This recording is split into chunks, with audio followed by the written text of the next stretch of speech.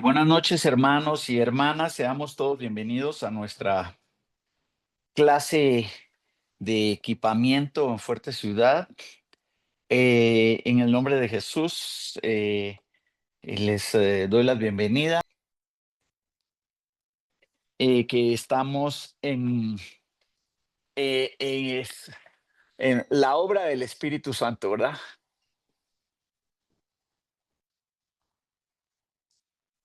Del Espíritu Santo. Eh, como usted se recordará, ya vimos varios aspectos, primero de la persona del Espíritu Santo y ahora nos hemos desarrollado más en lo que es la obra del Espíritu Santo. Eh, a tocar en esta hora tres aspectos que vamos a tratar de cubrir, es bastante, pero a tratar de cubrir en lo que es la persona, obra y manifestación, voy a decirlo así, del Espíritu Santo. Eh, para ello voy a tratar de cubrir tres puntos, hermano y hermana. Vamos a poner aquí, no voy a escribir todos, pero el punto uno es la promesa. La promesa o expectación del Espíritu Santo, la promesa. Para ello vamos a ir a Mateo. Voy a leerlos primero y después los voy a poner en la pizarra. Vamos a ir en la promesa. Está en los cuatro evangelios, pero también está en Hechos capítulo número 1. Ahorita le voy a poner los textos, pero vamos a ir primero al Evangelio de Mateo capítulo número 3 y leemos los versículos 11 y 12. Es la predicación de Juan el Bautista, ¿verdad? En Mateo 3, versículos 11 y 12. El, dice así, esta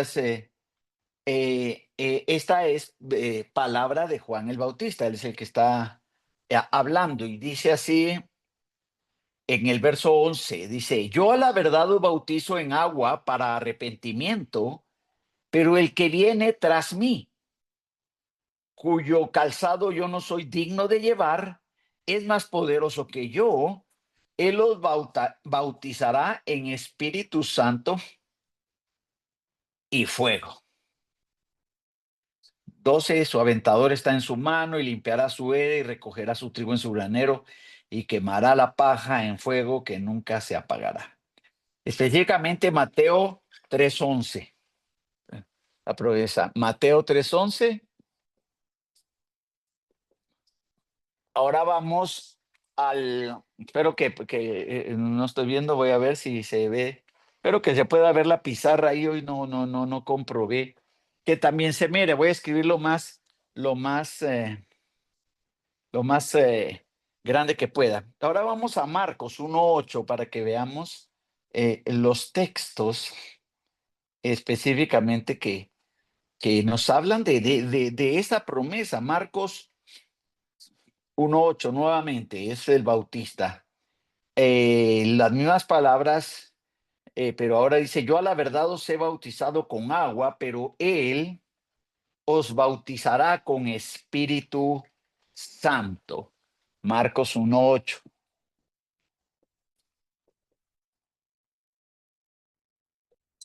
Marcos 1:8.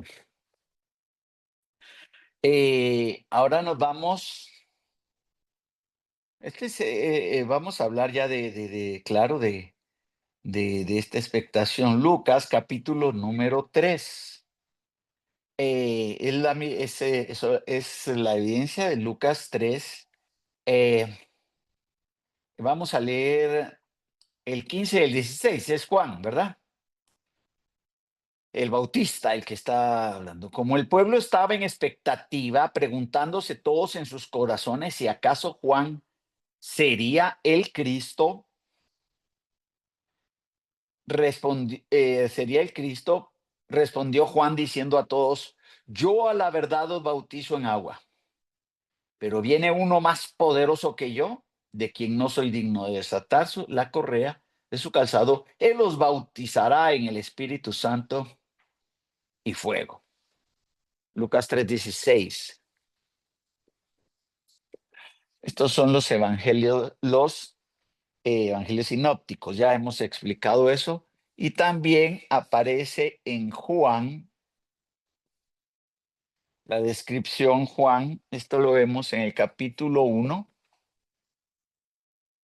Juan 1, eh, Juan 1 dice así, el, gracias, estábamos comprobando que sí se lee. Voy a usar marcador negro, tal vez. Dice en el 1:32 de Juan 1. También dio Juan testimonio diciendo, vi al Espíritu Santo que descendía del cielo como paloma y permaneció sobre él. 33. Yo no le conocía, pero el que me envió a bautizar con agua, aquel me dijo, sobre quien veas descender el Espíritu y que permanece sobre él, ese es el que bautiza con el Espíritu Santo. 34. Y yo le vi y he dado testimonio de que este es el Hijo de Dios. Juan 1:32 al 34. Y no vamos a hablar de todo lo que el Señor, ya vimos en versos anteriores, se refería a la necesidad, a la conveniencia de que viniera el Espíritu Santo. Pero en los 4 evangelios está la expectación, la promesa de que el Señor iba a enviar, iba a bautizar e iba a llevarles a ellos como parte de la Trinidad, de como la persona del Espíritu Santo quedando en, en la iglesia ya permanentemente. Ya explicamos que en el antiguo pacto solo venía, no permanecía. Entonces, nosotros vemos la expectación de que el Espíritu Santo había sido prometido, que te iba a tener funciones de consolación, etcétera. Ya hemos visto esos versos. Y vamos a ver uno bien fundamental. Vamos a ver, por supuesto, y la razón. Aquí tengo que hablarle, porque como este es un equipamiento, de la razón de que fuera Hechos 1:8. Y aquí quiero eh, extenderme un poco más. Hechos 1:8 y dice así. Voy a, eh, vamos a leer hoy, ahora sí vamos a leer un poco de contexto. Hechos 1:8. Estamos en el punto 1, que es la promesa, ¿verdad? Dice así, verso 6. Entonces los que se habían reunido le preguntaron diciendo, Señor, ¿restaurarás el reino a Israel en este tiempo? Y les dijo, no os toca a vosotros saber los tiempos o las sazones que el Padre puso en su sola potestad, pero recibiréis poder cuando haya venido sobre vosotros el Espíritu Santo. Y me seréis testigos en Jerusalén, en toda Judea, en Samaria y hasta lo último de la tierra. Pero recibiréis poder cuando haya venido sobre vosotros el Espíritu Santo y me seréis testigos en Jerusalén, en toda Judea, en Samaria y hasta lo último de la tierra. Aquí tomo unos minutos para aclarar algo o eh, eh, en un buen sentido, la razón de este equipamiento discipular. Llevamos más de un año en él y hemos de eh, empezar ya, y vamos en estos 2 meses que Dios primero nos conceda, vamos a definir ya el empezar a cumplir con una acción obediente a la voluntad de nuestro Señor Jesucristo, que fue el que nos dijo de que a través de la escritura, de que nos dio un mandato, que teníamos que ir y hacer discípulos a todas las naciones. Ese discipulado consistía también en bautizar, en enseñarles a guardar todas las cosas que él había mandado, ¿verdad? Bautizar en nombre del Padre, del Hijo, del Espíritu Santo y enseñarles a obedecer todas las cosas que él había mandado. Entonces, ¿por qué digo esto? Porque, hermano, la bendición de tener en nosotros, ya la tenemos en nosotros. Nosotros somos sellados. Esto vamos a hablar más adelante del sello y la llenura. Lo que sucedió en Hechos 2 fue la experiencia o la llenura del Espíritu Santo. Pero el el propósito está claramente definido. Lo que pasa es de que él había instruido a los suyos por 3 años y medio, pero realmente fueron como 2 años y medio, una vez que terminó de reclutarlos a todos. Y el, todo este tiempo invertido en ellos, todo este tiempo entregado a ellos, que es lo que estamos viendo en el plan maestro, tenía que cumplir con con un destino, una misión, un propósito. Ahora, él nos dice, él se lo dijo a sus discípulos en este verso, en Hechos 1:8, ellos están preguntando por el reino, que en un momento dado viene a ser mucho de la expectación de la gente de estos tiempos. Lo que quiere es la bendición del rey, lo que quiere es el reino, lo que quiere es prosperidad, lo que quiere es que él se ocupe de sus vidas. Y amén, el Señor lo hace por misericordia. Pero ellos estaban también, ¿cuándo ya va a ser el reino? O sea, esa fue la pregunta, ¿va? ¿Restaurarás el reino? Ya nos toca el reino. Y el Señor les dice, no les toca a ustedes saber eso. Eso está en la voluntad del Padre. Pero van a recibir poder. El Espíritu Santo es poder. Y es poder para que ellos sí van a recibir poder. Pero el poder, ¿para qué? No es poder solo para estar haciendo milagros y multiplicando la comida y manifestando no sé qué acciones de reino, que sí, amén, Dios lo puede hacer. Y no recibiréis poder cuando ha venido el Espíritu Santo y van a ser ustedes testigos. Esto ya lo expliqué yo, no sé si en una prédica, pero vamos a ver esto, todo lo que nosotros estamos aprendiendo, la palabra del Señor, la inspiración de la palabra, la persona de Jesucristo, lo que es el pecado, la obra de la redención, todo lo que estamos aprendiendo es para que nosotros testifiquemos de Él, de Jesucristo, y recibiréis poder cuando haya venido sobre vosotros el Espíritu Santo y me seréis testigos en Jerusalén, en toda Judea, en Samaria y hasta lo último de la tierra.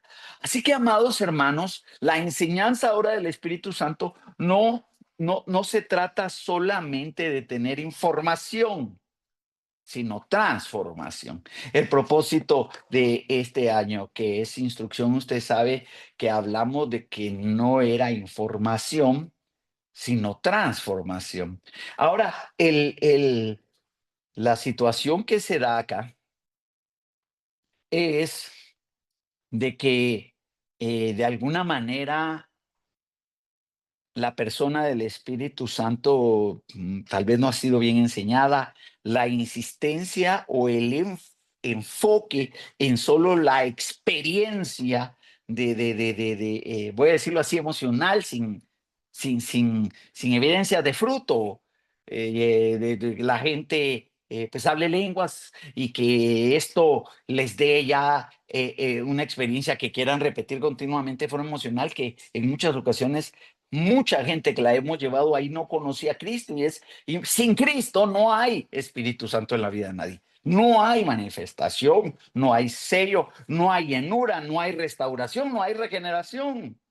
Sin Cristo no es posible insistir en la experiencia del Espíritu Santo sin Cristo. Y lo hemos visto incontables veces, incontables veces. Estoy seguro que usted conoce a alguien que tuvo la experiencia, que no hemos llegado al punto de la experiencia en la Biblia, pero tarde o temprano se diluyó en una vida que no representa absolutamente nada de evidencia de vida nueva. Yo no estoy juzgando, solo te lo comparto. Muy bien, entonces, esta parte es la promesa. Es la promesa. ¿Qué les prometió? No les toca a ustedes saber el reino, pero van a recibir poder. Ya había estado antes de darse, para que venga, cuando venga sobre vosotros el Espíritu Santo, y van a ser testigos, van a ir a llevar el mensaje del testimonio de Cristo. Si quiere apuntarlo, Hechos 1:8 es la introducción y resumen del propósito del Espíritu Santo en el libro de los Hechos. Sí, él consuela, él llena, pero ahí está. Para esto, Jesucristo está haciendo clarísimo, clarísimo. Un bautismo, una llenura sin un propósito no existe en él. No es un saciar, una experiencia personal, sino es un transformarse para orar. Tenemos que orar y llenarnos ahora del Espíritu Santo plenamente, por lo que nos toca ahora, que nos toca ir y hacer la obra. Bien, vamos al segundo punto. Lo voy a borrar aquí. Creo que son tres, pero creo que solo voy a cubrir dos. Y ahí me recuerdan que les debo de dejar la lectura con evaluación de lectura para la otra semana. Es delegación, el capítulo delegación del plan maestro. Solo le voy a informar, es el capítulo número, y tengo yo mi libro, lo que pasa es que yo lo tengo en físico, 7, delegación. Ese es el que nos toca. Vamos entonces ahora al siguiente, voy a usar negro ahora. El, el, Le dije, el uno es promesa, dos, la experiencia.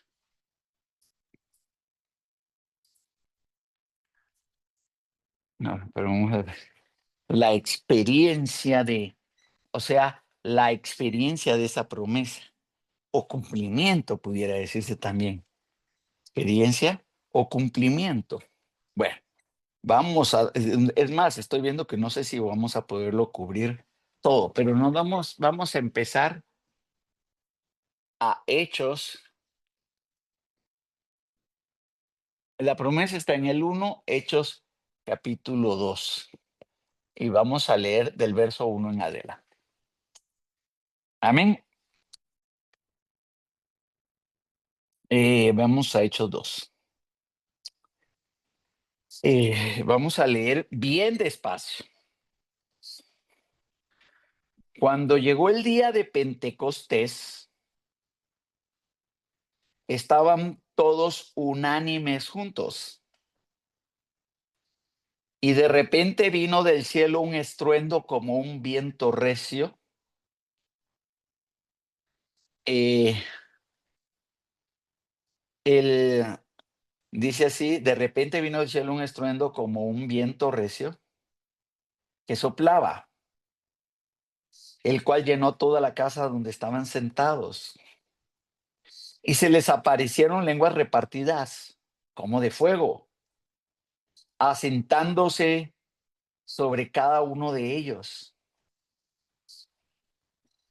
Y dice,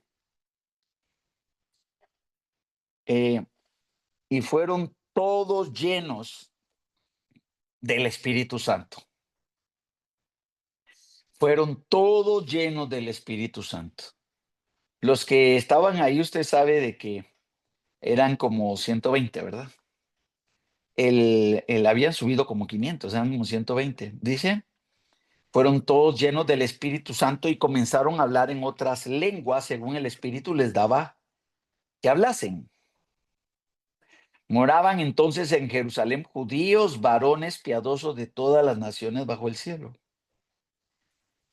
O sea, este hecho déjeme explicar, este hecho de que moraban era porque era la Pascua y habían llegado a la Pascua. Entonces, aún quedaba mucha gente de muchos lugares. Eh, Judíos, varones piadosos de todas las naciones bajo el cielo. O sea, habían llegado de muchos lugares. Y hecho este estruendo, se juntó la multitud. Y estaban confusos porque cada uno les oía hablar en su propia lengua. Verso 7. Y estaban atónitos y maravillados, diciendo, mirad, ¿no son galileos todos estos que hablan? 8.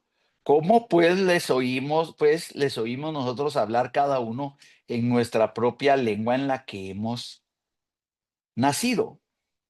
Partos, 9, partos, medos, elamitas, y los que habitamos en Mesopotamia, en Judea, en Capadocia, en el Ponto y en Asia, en Frigia, Panfilia, en Egipto y en las regiones de África más allá de Cirene, y romanos aquí residentes, tanto judíos como prosélitos.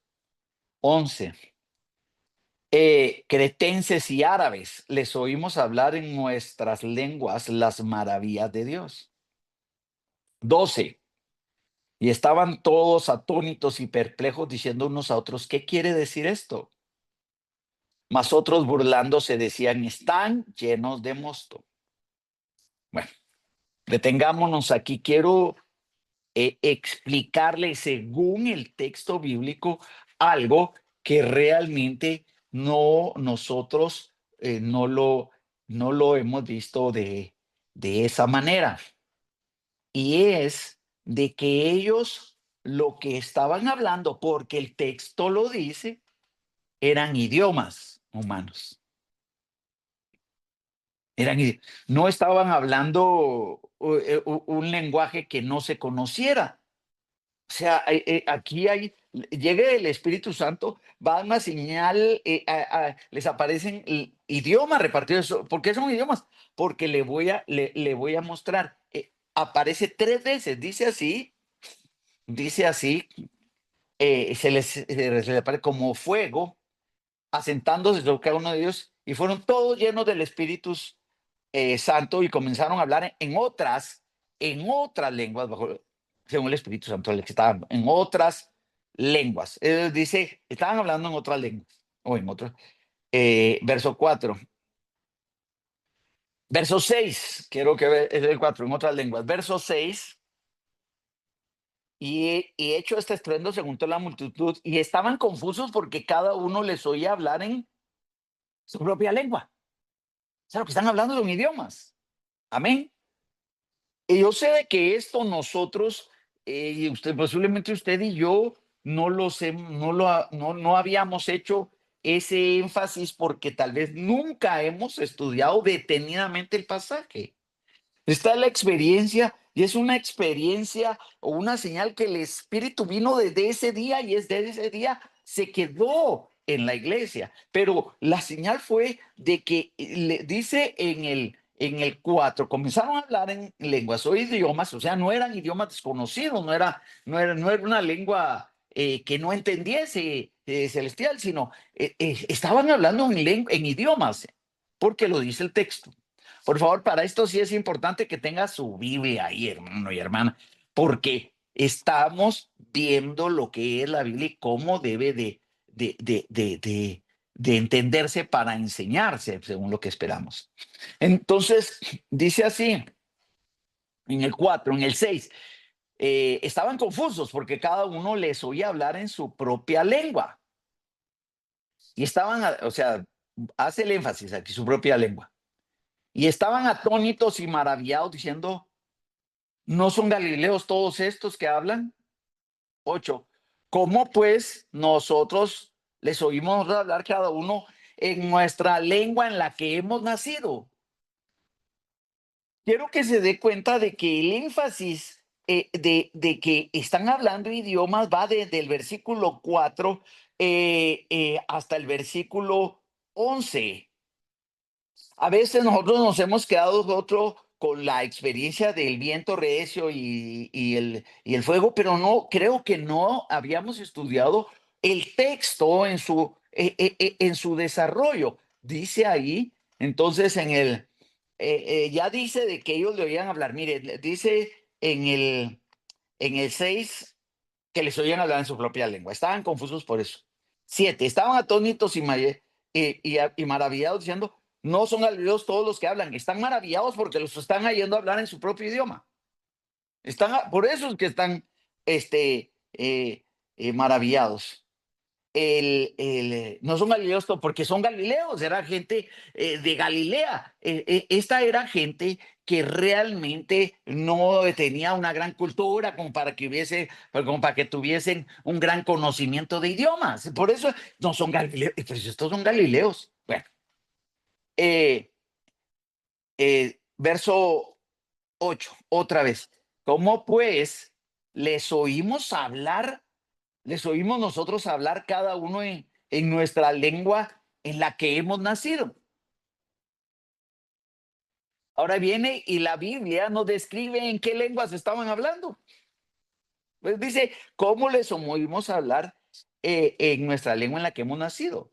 O sea, hay partos, o sea, la lengua de los partos, habían medos, dice en el verso 9, es lo que dice la Biblia, el Espíritu Santo lo inspiró y lo dejó para que nosotros sepamos qué estaba sucediendo. Ese día, la experiencia, la venida del bendito Espíritu Santo. Entonces, había de la región de los partos, de los de Media, de los medos, de Elam, o sea, los elamitas, y los que habitamos en Mesopotamia, o sea, lengua de Mesopotamia, o idioma o lengua de Mesopotamia, en Judea, en Capadocia, en el Ponto y en Asia. Estaban hablando lengua, o sea, como había mucha gente, decían, esa es mi lengua, ese es mi idioma, ese está hablando en lo que yo nací, porque es en la que hemos nacido. Dice también el verso 10 de que habían unos de Frigia y Panfilia en Egipto, o sea, estaban unos con el Espíritu Santo manifestado, llegó y unos estaban hablando en egipcio. Eso es lo que dice la Biblia, es lo que dice la Biblia. Y las regiones de África, o sea, algunos estaban hablando en africano, ¿verdad, hermano? Más allá de Sirene. Y romanos residentes aquí los romanos estaban hablando en latín era en la lengua de los romanos, tanto judíos como prosélitos. Verso 11, quiero que vea el texto, sigue insistiendo en que son lenguas, pero a la hora de verlo en la Biblia son idiomas, lenguas o lenguas de esos lugares. Verso 11, y cretenses, esto es griego, o sea, algunos estaban de Creta, estaban hablando en griego, y árabes, algunos estaban hablando en árabe. Los 120 estaban hablando del Espíritu Santo, por el Espíritu Santo en una manifestación sobrenatural gloriosa, gloriosa. No habían aprendido y ellos estaban hablando idiomas que no habían aprendido, como evidencia que ahí estaba el Espíritu Santo. Y dice, verso 11, y cretenses y árabes les oímos hablar en nuestras lenguas. ¿Y qué estaban hablando? No estaban hablando un idioma sin sentido. Ahora, ¿por qué lo digo esto con mucho respeto? Porque a veces yo creo que tal vez yo y en los años y mucho, algunas veces tratando de que la gente, de manifestar un bautismo del Espíritu Santo, no le pegamos a la gente. Le digo como experiencia personal y forzarle y diga algo, diga, a ver si ahí, hable y hable. No, o sea, ellos estaban hablando idiomas, verso 11, por el bendito Espíritu Santo que había llegado. Es que el bendito Espíritu Santo, hermano, estaba, mi hermana, estaban hablando, los oímos hablar en nuestras lenguas, las maravillas de Dios. Las maravillas de Dios. Qué belleza poder ver. Esta es la experiencia, vamos a ver las maravillas, o sea, eran idiomas en el cual estaban exaltando a Dios, así como nosotros tenemos nuestro idioma español o castellano y hablamos y exaltamos, así estaban sucediendo en idiomas de todo aquel mundo antiguo. Los volvemos a hablar en nuestras lenguas las maravillas de Dios. Y mire, ya vimos todas las regiones que estaban reunidos ahí. Verso 12, y estaban todos atónitos y perplejos, diciendo unos a otros, ¿qué quiere decir esto? Eh, ¿Qué quiere decir esto? Otros se burlaban, decían, están llenos de mosto. Eso no lo voy a explicar, lo voy a explicar, me quedan 3 minutos. ¿Qué quiere decir esto? Ahora, el discurso de Pedro que empieza en el versículo 14 es la respuesta a la pregunta, ¿qué quiere decir esto?